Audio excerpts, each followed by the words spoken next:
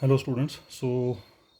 Same question is continued और ये third video चल पड़ा है सेम क्वेश्चन का, क्वेश्चन नंबर 34 का हुक्स लॉ जो है। Now come to case number third. अब ये जो केस नंबर थर्ड है, this is the case of homogeneous isotropic medium. This is again important case. In this case elastic properties are independent of orientation. ध्यान रखिएगा, ये जो elastic property they are independent of orientation of coordinate axis. मतलब coordinate axis को जैसे मर्जी आप rotate करो, कोई फर्क नहीं पड़ेगा। That is coefficient C I J must remains invariant under any transformation of axis of rotating the original axis. मतलब बोलने का ये हुआ कि ये स्थिति है आपकी, ध्यान से देख रहा ज़रा। मैं कोशिश तो कर रहा हूँ एक्सप्लेन करने की, बाकी अब आप लोग अंडरस्टैंड कर रहे हैं नहीं कर रहे हैं आप जाने। अब ये है बेसिकली केस। अब जो सिमेट्रिक है, इसमें क्या करेंगे आप, एक एक्सिस को फिक्स करेंगे। जैसे मान लो x1 को फिक्स कर दिया,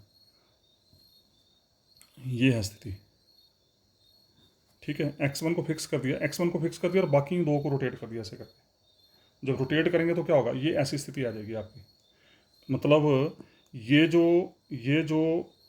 ये x1 एक्सिस तो फिक्स है। जब इसको रोटेट करेंगे तो ये तो फिक्स है, इसको तो कोई फर्क नहीं पड़ा। रोटेट होकर ये जो x3 थी ये चली जाएगी x2 में, और ये जो x2 थी ये चली जाएगी खड़ी होकर ऐसे डाउनवर्ड्स। x3 ये जो थी ये x2 की पोजीशन में चली जाएगी। मतलब x3 जो है ये x3 डैश बन जाएगी कहाँ, x2 में। और वो जो x2 है वो रोटेट होकर नीचे को चली जाएगी ऐसे करके, और वो चली जाएगी x2 जो है वो x2 डैश बन जाएगी x3 में। अब देखना जरा ध्यान से, ये है बेसिकली केस। पहला sub case, keeping x1 fixed. x1 को फिक्स कर दिया, अभी मैंने जैसे बताया x1 को फिक्स कर दिया, तो जिसको फिक्स कर दिया तो उसमें x1 डैश तो कोई फर्क नहीं, चाहे x1 लिखो चाहे x1 डैश लिखो कोई फर्क नहीं। जो आपकी x3 थी, जो ये जो खड़ी थी x3, ये चलेगी x2 में, ठीक है। x3 डैश x2 के सामने चलेगी, और x2 जो थी वो x3 एक्सिस में चलेगी। तो x2 बन गई x2 dash in x3 direction, और x3 डैश जो थी वो x2 के उल्टी डायरेक्शन में चलेगी। तो अब हमारी पोजीशन है ये, और ये जो रोटेशन दी हमने ये दी 90 डिग्री के ऊपर। जब 90 डिग्री के ऊपर ये रोटेशन दी तो उस केस में अब जो आपके पास क्या बोलते हैं डायरेक्शन को साइन आ गए आपके, ये आ गए x1 डैश और x1 के बीच में एंगल। देखो ज़रा, अब ये डायग्राम है, x1 डैश और x1 के बीच में एंगल 0 डिग्री, तो cos 0 1 हो गया। फिर x1 डैश और x2 के बीच में एंगल, इन दो के बीच में एंगल 90 डिग्री। ये आपको मैं बोल चुका हूँ पहले बार बार, this is not 3 dimensional picture, 2 dimensional बनाना मुश्किल होती है। Basically they are perpendicular to each other. तो x1 डैश और x2 के बीच में एंगल 90 डिग्री, ठीक है। अगर आपको पहला केस आ गया होगा ना, अंडरस्टैंड करके होंगे, तो उस केस में आपको कोई दिक्कत नहीं आएगी। तो यहाँ पर x1 डैश और x1 के बीच में एंगल 0 डिग्री, तो डायरेक्शन साइन आ गया 1। यहाँ 90 डिग्री, डायरेक्शन साइन 0। यहाँ 90 degree, direction sign 0। x2 dash और x1 के बीच में एंगल 90 डिग्री 0, x2 डैश और x2 के बीच में एंगल 90 डिग्री 0, x2 डैश और x3 के बीच में एंगल 0 डिग्री, तो ये आ गया 1। x2 डैश और x3 के बीच में डायग्राम में x2 डैश और x3 एक ही डायरेक्शन में चलेंगे तो angle is 0 degree. x3 dash और x1 के बीच में एंगल 90 डिग्री 0, x3 डैश और x2 के बीच में एंगल 180 डिग्री, देख सकते हैं आप। x3 डैश और x2 they are eight 180 degree, तो 180 डिग्री की वजह से यहाँ पे बन गया -1 और ये आगे 0। तो L11 L12 L13 L21 L22 L23 L31 L32 L33 मिल गया आपको यहाँ पे। तो अब ये जो मैट्रिक्स था आपका, जो प्रीवियस वीडियो में आपने निकाला था 9 एलिमेंट्स का, हाँ जी 9 एलिमेंट्स का जो मैट्रिक्स बचा, अब इस मैट्रिक्स को स्टडी करेंगे फर्दर हम, और इसकी हेल्प से अब फिर दोबारा रिलेशन तो वही है, टॉ डैश अल्फा बीटा। ये जो रिलेशन वही दो हैं, tau dash alpha beta equal to L alpha L beta J tau I J, E dash alpha beta equal to L alpha L beta J E I J. यही दो expression है, और इन्हीं दो की हेल्प से अब हम फिर कैलकुलेशन स्टार्ट करेंगे। अब यहाँ मैंने सब कुछ छोड़ दिया, ध्यान रखना। अब मैं ऐसा सोच रहा हूँ कि आपको ये जो दो केस अगर आपको क्लियर हो गए तो आप तीसरे केस में आराम से चल सकते हैं। तो यहाँ फिर वही अल्फा बीटा के लिए 1 1 रखी, टॉ डैश 1 1 इक्वल टू ये एक्सप्रेशन आया। और इस एक्सप्रेशन में जब आई की वैल्यू 1 2 3, जे की वैल्यू 1 2 3 देंगे, सारा कुछ जीरो हो जाएगा, सिर्फ ये टर्म बचेगी एक। L11 आपका 1 है, तो ये बचा टॉ 1 1, तो टॉ डैश 1 इज इक्वल टॉ 1, ठीक है। उसी तरीके से टाओ डैश टू टू ये बन जाएगा टाओ थ्री। ये आपका टास्क है। अब यहाँ एक्सप्रेशन नहीं आएगा, फिर आई की वैल्यू 1 2 3 जे की वैल्यू 1 2 3 दे के आप इंट्रैक्शन कोसाइन को यूज़ करेंगे। इंट्रैक्शन कोसाइन को यूज़ करते हुए सिर्फ ये left with tau three three, तो टाओ टू डैश बनेगा tau three, tau three three dash बनेगा tau two, tau two three dash same calculation से बन जाएगा माइनस टाओ फोर, मतलब टाओ फोर डैश बन जाएगा minus tau four, tau dash one three बन जाएगा माइनस टाओ, जिसको टाओ डैश फाइव बोल रहे हैं हम, टाओ डैश फाइव ये बन जाएगा minus tau six, tau dash one three को हमने फाइव नाम दिया है और टू वन को हमने सिक्स नाम दिया है। टू वन या वन टू कुछ भी बोल दो, टाओ डैश टू वन या टाओ डैश वन टू, उसको सॉल्व करके आ गया tau dash six equal to tau five. अब सारी पिछली में सिमेट्री बन रही थी, यहाँ पर सारी वैल्यू डिफरेंट डिफरेंट आ रही हैं। On the same lines E one dash E one, E two dash E three dash E two, जैसे टाओ वाली आ रही है वैसे सेम ही आ रही है। E four dash equal to minus E four, E five dash equal to minus E six और E dash six equal to E five. अब ये जो 21 मैट्रिक्स था आपका, ये जो 21 मैट्रिक्स, अब इस मैट्रिक्स की हेल्प से टाओ वन क्या है, C one one E one plus C one two E two plus C one three E three, बाकी सारे जीरो हैं। तो टाओ वन आ गया पहला एक्सप्रेशन ये आ गया। इसके ऊपर ट्रांसफॉर्मेशन अप्लाई की, टाओ वन गया tau one dash E one dash E two dash E three dash. अब इनकी वैल्यू पुट कर दो, टाओ वन डैश की वैल्यू टाओ वन है, ई वन डैश की वैल्यू ई वन है, ई टू डैश की वैल्यू ई थ्री है, ई थ्री डैश की वैल्यू ई टू है। और उसके बाद फिर 22 और 23 को आपस में कंपेयर किया। 22 और 23 को जब कंपेयर किया तो यहाँ से सी वन टू और सी वन थ्री दोनों सेम हो गए, सी वन टू और सी वन थ्री दोनों सेम हो गए, ध्यान रखना। उसी तरीके से फिर जो मैट्रिक्स 21 था वहाँ से टाओ टू निकाला, टाओ टू का ये एक्सप्रेशन आ गया, ट्रांसफॉर्मेशन अप्लाई करके ये आ गया एंड ट्रांसफॉर्मेशन के बाद वैल्यू री सब्सटीट्यूट कर दी। टाओ टू डैश आ गया tau three, E one dash E one, E two dash E three dash E two. उसके बाद 24 और 25 को आपस में कंपेयर किया। जब 24 और 25 को कंपेयर किया तो यहाँ से 24 और 25 को कंपेयर करके ये बन गया टाओ, ये टाओ टू, सॉरी कंपेयर तो नहीं हो पाएगा, ये टाओ टू है, ये टाओ थ्री, ध्यान रखना ये कंपेयर नहीं हो पाएगा। इनको रिटेन कर दिया हमने tau two and tau three, क्योंकि इस साइड टाओ टू कंपेयर तभी होंगे जब दोनों साइड दोनों सेम आएंगे। तो यहाँ पर टाओ टू आ रहा है, यहाँ पर टाओ थ्री आ रहा है, तो 24 और 25 को हमने रिटेन कर दिया। उसका अगेन फ्रॉम थर्ड इक्वेशन, अब थर्ड ले ली, टाओ थ्री ले ली, इसके ऊपर ट्रांसफॉर्मेशन अप्लाई की, ट्रांसफॉर्मेशन अप्लाई करके रीसब्स्टिट्यूट कर दिया, बन गया 27। अब 27 और 24 को कंपेयर किया, 24 में टाओ टू था, 27 में अब टाओ टू आया, तो 24 और 27 को कंपेयर किया तो यहाँ से C21 C31 के बराबर, C22 C33 के बराबर, C23 C32 के बराबर। और उसी तरीके से 25 और 26 को कंपेयर किया, 25 और 26 को कंपेयर किया तो इनके साथ आ गया C21 equal to C31, C22 equal to C33, C23 equal to C32। ठीक है। और उसी तरीके से फिर चौथी क्वेश्चन ली टॉप फोर वाली से आ गए टॉप फोर C4 यहाँ से ट्रांसफॉर्मेशन अप्लाई की, top four dash top four dash minus top four है, दोनों साइड माइनस साइन से मल्टीप्लाई कर दिया, ये कर दिया, फिर दोनों को कंपेयर कर दिया। उसी तरीके से फिर फिफ्थ इक्वेशन ऑफ 21 ये है, ट्रांसफॉर्मेशन अप्लाई कर दी, ट्रांसफॉर्मेशन अप्लाई करके ये आ गया टॉ सिक्स। फिर हमने क्या किया, फिर सिक्स्थ क्वेश्चन ले ली 21 की, यहाँ सारी निकालनी पड़ रही है, अब देखो जरा सारी क्योंकि डिफरेंट आ रही है। टॉ सिक्स ट्रांसफॉर्मेशन अप्लाई की, tau six dash E C six E six dash, और उसके बाद tau dash six tau five के बराबर है, ये आ गया। तो 24 और 30 को कंपेयर कर दिया, सॉरी 29 और 30 को कंपेयर कर दिया, 29 में टॉ सिक्स है, 30 में टॉ सिक्स है, इन दोनों को कंपेयर कर दिया। तो यहाँ से C5 इक्वल टू C6 आ गया। और उसके बाद 28 और 31 को कंपेयर कर दिया, 21 है टॉ five equal to C5 E5, 31 है टॉ five equal to C6 E5, तो यहाँ पर C5 और C6 बराबर हो गए, ये आ गया।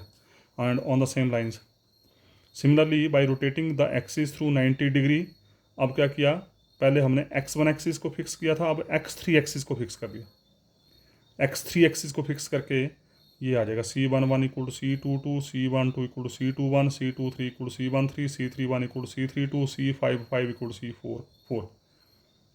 और इन दोनों सेट्स को, ये एक सेट ये है आपका, और एक सेट जब x1 एक्सिस को फिक्स किया, दोनों सेट्स के कांस्टेंट को जब आपस में कंबाइन किया तो ये देखा गया यहाँ पे, ये कंबाइन ऑन कंबाइनिंग, इस सेट में C11 और C22 बराबर आ रहे हैं, और जब x1 फिक्स किया था तो वहाँ पर C22 और C33 बराबर आ रहे थे, उसका मतलब C11 C22 C33 तीनों बराबर हो गए, 44 45 और 46 आपस में बराबर हो गए, मतलब 11 22 33 44 55 66 ये सेम हो गए। और 12, 13, 23, 32, 31, 21 ये 6 एलिमेंट सेम हो गए। ठीक है, तो बचे कितना? अब 3 ही बचे। देखो ज़रा, एक एलिमेंट ये बचा क्योंकि तीनों सेम हो गए, एक एलिमेंट ये बचा क्योंकि तीनों सेम हो गया, और एक एलिमेंट ये बचा जो आपस में सिमेट्रिक थे। 1 2 2 1 1 3 3 1 2 3 3 2। तो एक एलिमेंट ये बचा, एक ये बचा और एक ये बचा, टोटल एलिमेंट बचा 3। तो 9 क्या भरा है मैट्रिक्स में? ये 3 एलिमेंट। ये था सब केस 1, जिसमें आपने x1 एक्सिस और x3 एक्सिस को फिक्स करके बाकी एक्सिस को रोटेट किया। ठीक है जी, x1 एक्सिस और x3 एक्सिस को फिक्स करके हमारे पास ये 3 कांस्टेंट आ गए। अब सब केस 2, अब इसमें क्या किया इसमें क्या किया, x3 एक्सिस को फिक्स किया, जो सब केस 2 लिया, x3 एक्सिस को फिक्स किया और x1 x2 एक्सिस को 45 डिग्री को रोटेट कर दिया। देखो, x1 एक्सिस को फिक्स किया, x1 फिक्स कर दी, x1 एक्सिस फिक्स कर दी, और बाकी सिस्टम को 45 डिग्री के ऊपर रोटेट कर दिया। जैसे 45 के ऊपर रोटेट किया तो ये बन गया 45, यहाँ से 45, और x3 और x3 डैश आपके फिक्स हो गए, क्योंकि हमने रोटेट किया सिर्फ x1 x2 को, सिर्फ और सिर्फ x1 x2 को रोटेट किया। x3 एक्सिस को फिक्स कर दिया हमने, x3 एक्सिस को फिक्स कर दिया, तो जिसको फिक्स कर दिया वो x3 और x3 डैश एक ही डायरेक्शन देंगे, सिर्फ ये दो x1 और x2 ये रोटेट होकर चले जाएंगे 45 डिग्री के ऊपर। अब देखो जरा, 45 डिग्री के ऊपर जाएंगे तो डायरेक्शन को साइन देखो कैसे बनेंगे, x1 डैश और x1 के बीच में, x1 डैश और x1 के बीच में एंगल 45 डिग्री, तो cos 45 क्या होता है 1/√2। x1 डैश और x2 के बीच में एंगल भी 45 डिग्री, तो cos 45 होता है 1/√2। x1 डैश और x3 के बीच में, x1 डैश और x3 के बीच में, x1 डैश और x3 के बीच में एंगल आ गया 0 डिग्री। तो सॉरी, x1 डैश और x3, देखिए ज़रा ध्यान से देखें ज़रा, मैं फिर रिपीट कर रहा हूँ। ये है x1 डायरेक्शन, ये है x2 डायरेक्शन, ये है x3 डायरेक्शन। हमने क्या किया, इस x3 को फिक्स रखा, इसको नहीं छेड़ा अपनी जगह से, और ये जो x1 थी इसको 45 डिग्री के ऊपर ऐसे ले गए, और ये जो x2 थी इसको 45 डिग्री के ऊपर ऐसे ले आए यहाँ पे। इसको कोई फर्क नहीं पड़ा, ध्यान रखना।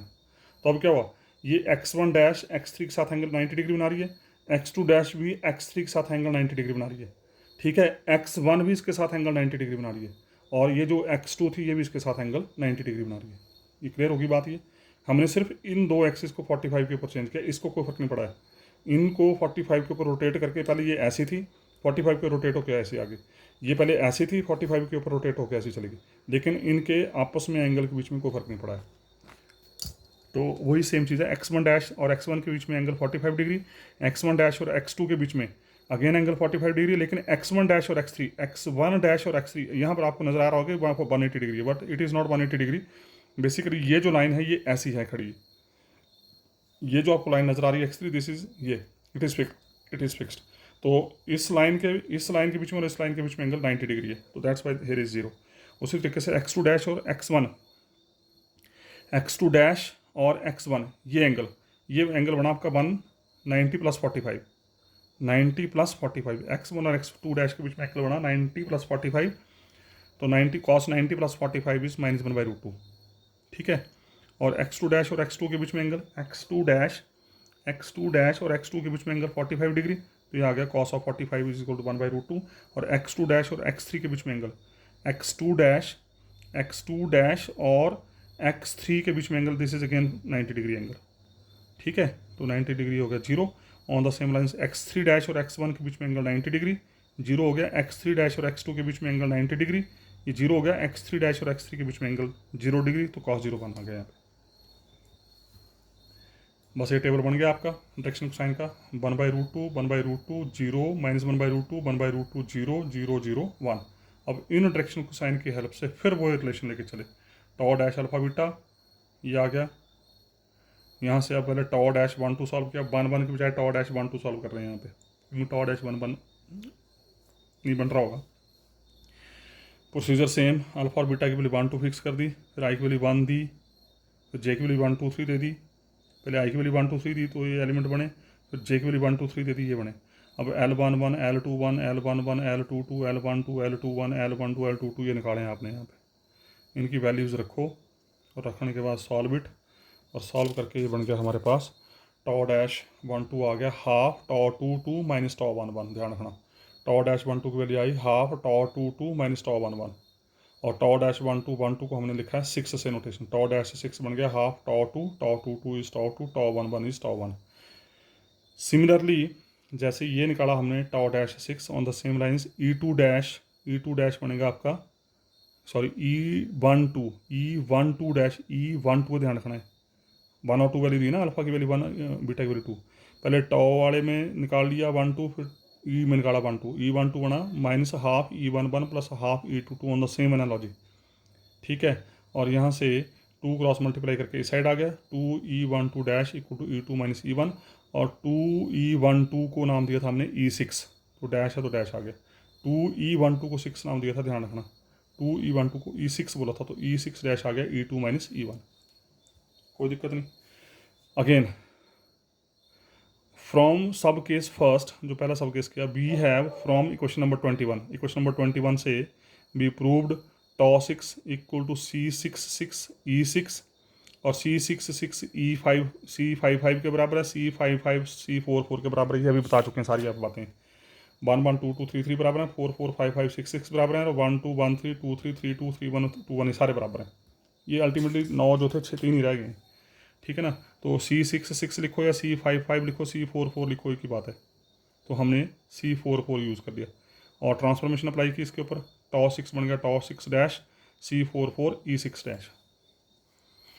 उसके बाद यूजिंग 32 एंड 33, 32 था टॉ डैश 6, 33 था ई डैश 6, टॉ डैश 6 और ई डैश 6 की वैल्यू उठाई और इस नंबर इसमें डाल दी, टॉ डैश 6 ई डैश 6 की वैल्यू 32 और 33 से उठाई और ये डाल दी, और डालने के बाद 2 से क्रॉस मल्टीप्लाई कर दिया, तो टॉ 1 2 से क्या माइनस 2 से गुणा कर दिया, तो -2 से दोनों साइड मल्टीप्लाई कर दिया, तो क्या बन जाएगा tau 1 minus tau 2 equal to C4 E1 minus E2, ये बन गया एक रिलेशन। उसी तरीके से फिर दोबारा फर्स्ट सब केस से C11 C22 बराबर हैं, C12 C13 C23 C21 बराबर हैं, तो नंबर 21 से टॉ 1 निकाला, ये वैल्यूज़ बराबर हैं, इनको यूज़ करेंगे। जो आपका नंबर 21 था, सेट नंबर 21 था आपका मैट्रिक्स का, वहाँ से टॉ 1 निकाला, C11 E1 plus E12 E2 plus C13 E3, तो टॉ 1 आ गया C11 E1 प्लस C12 और C13 दोनों सेम हैं, C12 और C13 दोनों सेम हैं, तो C12 कॉमन ले लिया, अंदर बचा E2 प्लस E3। और उसके बाद वैसे टॉ 2 भी निकाला नंबर 21 से, नंबर 21 सेट से टॉ 2 था C21 E1 plus C22 E2 plus C23 E3, तो यहाँ से C21 जो है that is equal to C22 जो है C2, ये जो सेकंड टर्म है इसको पहले लिख दे, क्योंकि C22 C11 के बराबर है, तो ये आ गया C21 और C23 दोनों बराबर हैं, फर्स्ट और थर्ड टर्म में C21 और C23 दोनों बराबर हैं, तो यहाँ से C21 लिखो या C12 लिखो, ये की बात है, C12 कॉमन आ गया E1 प्लस E3, ये बात क्लियर होगी। I am using this C12 C13 C23 C21, ये सारे बराबर हैं, आप C12 यूज़ करो, आप C13 यूज़ करो, आप C23 यूज़ करो, C21 जो आपका मन कर रहा है, तो मैंने यहाँ पर C12 यूज़ कर दिया, ठीक है। 35 नंबर आ गया टॉ 1, 36 नंबर आ गया टॉ 2, फिर दोनों को हमने घटा दिया, टॉ 1 माइनस टॉ 2, 35 में से 36 को घटा दिया, और घटाया जब तो ये आ गया C11, इन दोनों में कॉमन E1 माइनस E2, यहाँ से C12 common E2 minus E1, और ये बन गया टॉ 1 माइनस टॉ 2, फिर दोनों में E1 माइनस E2 कॉमन ले लिया, अंदर बचा C11 minus C12 E1 minus E2, ये बन गया 37। अब 34 है tau 1 minus tau 2 equal to C4 E1 minus E2, और 37 आ गई टॉ 1 माइनस टॉ 2, तो अब 34 और 37 इनको सॉल्व करना है, तो या तो 34 से टॉ 1 माइनस टॉ 2 उठा के 37 में रख दो, या 37 से टॉ 1 माइनस टॉ 2 उठा के 34 में रख दो, सिंपल कैलकुलेशन और कुछ नहीं है। और रख के हमारे पास C4 की वैल्यू आ गई हाफ C11 माइनस C12, और इस half C11 minus C12 equal C4, इसको नाम दे दिया म्यू, ये है वो म्यू, इसको करना याद, ये आया वो म्यू। टॉ 6 अगेन फ्रॉम वही नंबर 21 से, टॉ 6 C4 E6 के बराबर था, तो C4 is equal to mu, तो ये आ गया mu E6। Now to find generalized Hooke's law for homogeneous isotropic medium in terms of lambda and mu, where lambda आ गया आपका C12 को नाम दे दिया हमने लैम्डा, और C4 जो कि अभी हाफ C11 माइनस C12 निकाला, उसको नाम दे दिया हमने म्यू, अभी दिया नाम ऊपर, half C11 minus C12 this is equal to mu, और C12 को नाम दे दिया हमने lambda. Again from 21 tau 11 tau one one बोल लो या टॉ वन बोल लो, एक ही बात है। C11 E1 plus C12 E2 plus C13 E3 21 से टॉ वन की वैल्यू, टॉ वन बोलो या टॉ वन वन बोल लो, एक ही बात है। C11 E1 को लिख दिया E11, C12 E2 को लिख दिया E22, C13 E3 को लिख दिया E33, कोई दिक्कत नहीं, we can write. C11 E11 as it is, C12 और C13 दोनों सेम हैं, अभी प्रूव किया आपने, C12 और C13 दोनों सेम हैं, तो C12 कॉमन ले लिया, अंदर बचा E22 प्लस E33। उसके बाद फिर C11 और C12, C12 हमने क्या किया इस एक्सप्रेशन में C12 E11 ऐड किया और C12 E11 ऐड सब्ट्रैक्ट कर दिया इस एक्सप्रेशन में। C11 E11 ऐड किया, C12 E11 ऐड किया और C12 E1 सब्ट्रैक्ट कर दिया। जब ऐड करेंगे तो ये बन जाएगा C12 E11 plus E22 plus E33, ये आ गया। C11 E11 ये है और माइनस C12 E11 ये आ गया। और फर्स्ट सेक्शन में आप प्रूव कर चुके हैं E11 plus E22 plus E33 होता है new, E11 plus E22 plus E33 होता था न्यू, जिसको आप बोलते थे डायलेशन। ये बन गया C12 आपने लैम्डा बोला है, ये सम न्यू होता है, इसमें E11 कॉमन आ गया, E11 बाहर आ गया, C11 माइनस C12 और C11 minus C11 minus C12 यहाँ से C11 minus C12 equal to mu, तो C11 minus C12 equal to mu put कर दिया, तो ये बन गया एक्सप्रेशन आपका टॉ 11 बन गया lambda nu plus 2 mu E11। So similarly tau 22 क्या बन जाएगा, लैम्डा न्यू 2 म्यू E22 और टॉ 33 बन जाएगा lambda new 2 mu E33 plus का साइन बीच में, ठीक है। टॉ 11 टॉ 22 टॉ 33 तीनों निकल गए। अब टॉ 4 क्या होता है, C44 E4 निकाल चुके हैं पीछे आप। टॉ 4 का मतलब टॉ 23, क्योंकि टॉ 23 को आपने नाम टॉ 4 दिया था। C44 2 म्यू के बराबर है, अभी निकाला ऊपर आपने। E4 आपका E23 था, नामकरण किया था आपने शुरू में। ऑन द सेम लाइन्स टॉ 31 बन जाएगा, टॉ 23 बन गया 2 म्यू E23, टॉ 31 बन गया 2 म्यू E31। सिमिलरली टॉ 12 बन जाएगा 2 म्यू E12। और ये जितनी भी वैल्यू निकाली, अब टॉ 11 टॉ 22 टॉ 33 टॉ 23 टॉ 31 टॉ 12, इन सब को टेंसर फॉर्म में लिख दिया, tau I J equal to lambda nu delta I J plus 2 mu E I J. फिर रिपीट कर रहा हूँ, टॉ 11 टॉ 22 टॉ 33 टॉ 23 टॉ 31 टॉ 12, ये जो एक्सप्रेशन निकाले इसको हमने टेंसर फॉर्म में लिख दिया, tau I J equal to lambda nu delta I J plus 2 mu E I J. और जब आप यहाँ पर आई जे की वैल्यू 1 2 3 देंगे, आई की वैल्यू 1 फिक्स करो, जे की वैल्यू 1 2 3 दो, जे की वैल्यू 1 देंगे तो टॉ 11 आ जाएगा अपने आप के ऊपर। टॉ 11 क्या बन जाएगा, lambda nu delta 11 plus 2 mu E11, तो डेल्टा 11 1 हो गया, तो लैम्डा न्यू 2 म्यू E11 आ जाएगा। उसी तरीके से टॉ 22 टॉ 23 टॉ 23 सब निकल जाएंगे यहाँ से। 38, this equation is known as generalised Hooke's law for isotropic elastic body और स्ट्रेस स्ट्रेन रिलेशन। और अगर आपको याद हो तो फर्स्ट सेमेस्टर फ्लूइड डायनामिक्स में भी आपने ये expression stress strain relation derive किया था with the help of Stokes hypothesis, where lambda and mu are called Lame's parameters. इनको लैमिस पैरामीटर बोलते हैं हम यहाँ पे, they are called Lame's parameter, ठीक है जी। न्यू हो गया E I, न्यू अभी बोला आपने E I होता था फर्स्ट सेक्शन में, क्या था UI, I is first strain invariant and UI are component of displacement, ये EI in terms of displacement. तो ये था आर्टिकल, ये उसका नोट फॉर्म में एक रिजल्ट लिखा गया। इस article can ask in the form of this, stress strain relation can also be written as, ये लिखा था हमने, tau I J equal to lambda nu delta I J plus 2 mu E I J, अभी लिखा 38, आई और जे दोनों same ले लिए, डेट I is equal to J, तो क्या बन जाएगा, tau I equal to lambda nu delta I plus 2 mu E I, delta I होता है 3, डेल्टा आई का मतलब delta 11 plus delta 22 plus delta 33, that is equal 3। Tau I होता है थीटा, जिसको बोलते थे आप इनवेरिएंट, फर्स्ट इनवेरिएंट बोलते थे इसको थीटा को, इक्वल 3 लैम्डा न्यू डेल्टा आई 3 हो गया, 2 म्यू ई आई हो गया न्यू। तो यहाँ से आपने दोनों में न्यू कॉमन ले लिया, अंदर बचा 3 lambda plus 2 mu time new, तो थीटा होता है τ11 प्लस τ22 प्लस τ33, जिसको बोलते थे फर्स्ट स्ट्रेस इनवेरिएंट, और न्यू होता था फर्स्ट स्ट्रेन इनवेरिएंट।